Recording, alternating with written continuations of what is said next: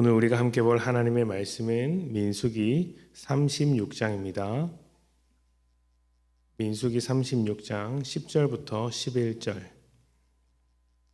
민수기 36장 10절부터 11절 말씀을 제가 봉독합니다.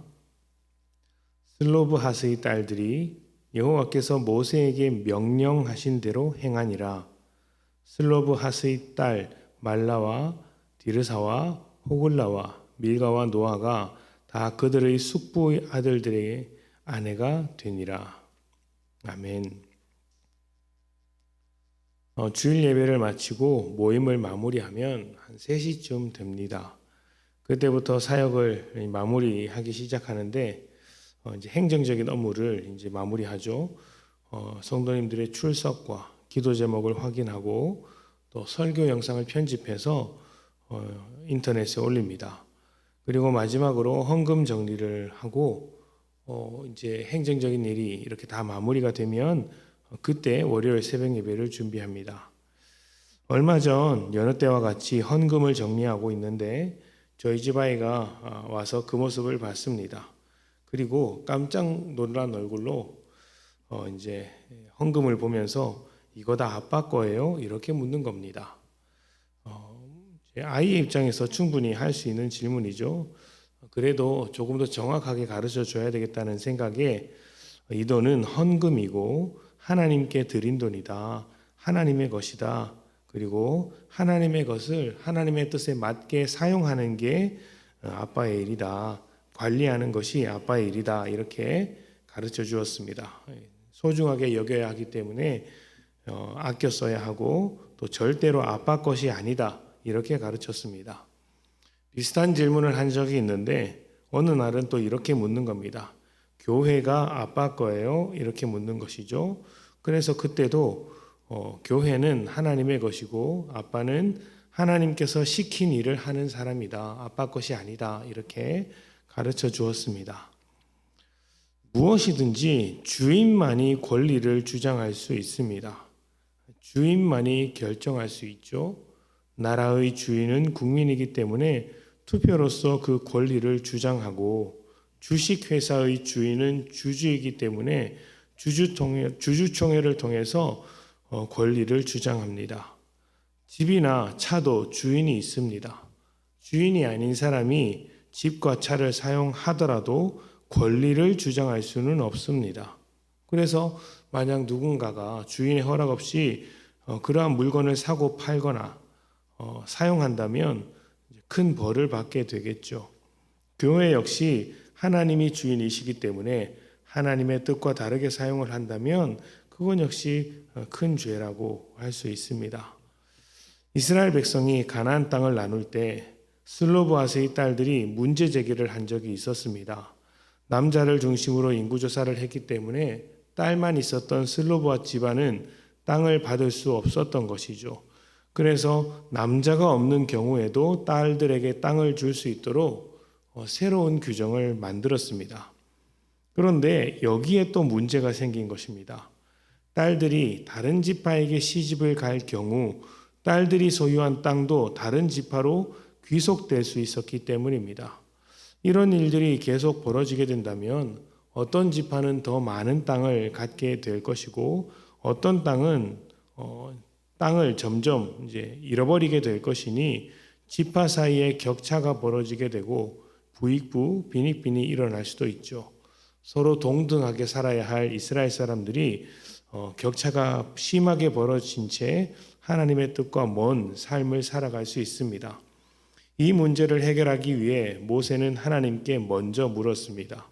그리고 슬로브하스의 딸들은 같은 지파 사람들과만 혼인하도록 규정을 만들었습니다. 딸들에게 혼인할 수 있는 길을 열어주면서 동시에 지파의 땅을 지킬 수 있도록 해준 것이죠. 생각하기에 따라서는 딸들이 누구와도 혼인할 수 있는 권리, 또 땅을 마음대로 사용할 권리를 잃어버렸다고도 할 수 있습니다. 그러나 그렇지 않습니다. 왜냐하면 그 땅의 주인은 원래부터 하나님이시기 때문입니다. 하나님께서 이스라엘을 이끌고 가나안 주민들에게 승리하게 하셨고 또 가나안 땅에서 살아갈 수 있도록 인도하셨습니다. 하나님께서 그들에게 살라고 주신 땅이기에 하나님의 뜻대로 나누었고 하나님의 뜻대로 사용하는 것입니다. 그리고 슬로브 딸들과 지파 사람들은 그 땅이 하나님의 것이기에 자기의 권리를 주장하기보다 먼저 하나님께 물었고 그리고 들은 하나님의 뜻대로 순종하는 삶을 살아가게 된 것이죠. 우리가 가진 것 중에서 우리 것이 얼마나 될까요? 온 세상이 하나님의 것이고 우리는 하나님께서 지으신 세상에서 하나님의 대사, 하나님의 형상으로 살아가고 있습니다. 우리는 주인이 아니죠. 하나님의 은혜와 사랑을 실천하고 있으나 그 사랑의 증인이지 주체라고 할 수는 없습니다. 그래서 나를 주장하기에 앞서서 하나님의 뜻을 먼저 구하는 삶을 살아야 합니다. 우리가 주인이 아니기 때문입니다. 교회에서 자기 권리를 주장하면서 자기가 교회의 주인인 것처럼 살아가는 사람들도 있습니다. 또 가정이나 직장에서도 그렇게 살아가는 분이 계시죠. 물질이나 힘에 대해서도 자기 권리를 주장하는 사람이 있습니다. 자기가 주인이니까 자기가 권리를 주장하는 것이겠죠. 그러나 그렇게 되면 결국 자기가 만들어내는 결과로만 살아야 하는데 죄인에 불과한 우리가 하나님 없이 무슨 선한 결과를 만들어낼 수 있겠습니까? 하나님의 뜻이 우리보다 선하고 하나님의 계획이 우리보다 깊은데 하나님의 결과보다 우리의 결과가 더 좋을 리가 없는 것이죠. 하나님이 주인이십니다. 그리고 하나님께 권리가 있습니다. 그렇기에 모세가 하나님의 뜻을 먼저 물었고 슬로브아스의 딸들과 지파 사람들이 순종했습니다. 그런 것처럼 우리도 주인 되신 하나님의 권리를 인정하며 우리가 교회나 가정 또 우리의 삶에서 삶을 살아가야 합니다. 그리고 한 가지 더 중요한 것이 있는데 하나님은 양을 위하여 자기 목숨마저도 내어놓는 선한 목자와 같은 분입니다. 자신의 권리를 자신을 위해 사용하지 않고 우리를 위해 사용하시는 분이라는 이야기입니다.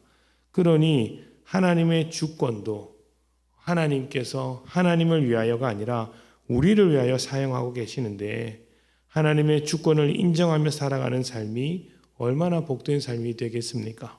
하나님께서 우리를 위하여 일해 주시는 것을 인정하며 그 일하심 속에서 살아가는 삶이 되겠죠. 그러한 삶이 우리가 스스로 이끌어가는 삶보다 훨씬 더 복되다고 가르치고 있는 것입니다.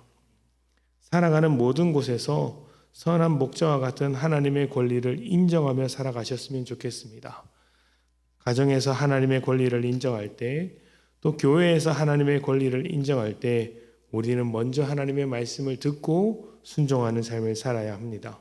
그렇게 할 수 있다면 하나님께서 만들어내시는 그 귀한 결과가 우리 삶의 축복으로 넘치게 될 것입니다. 함께 기도합시다.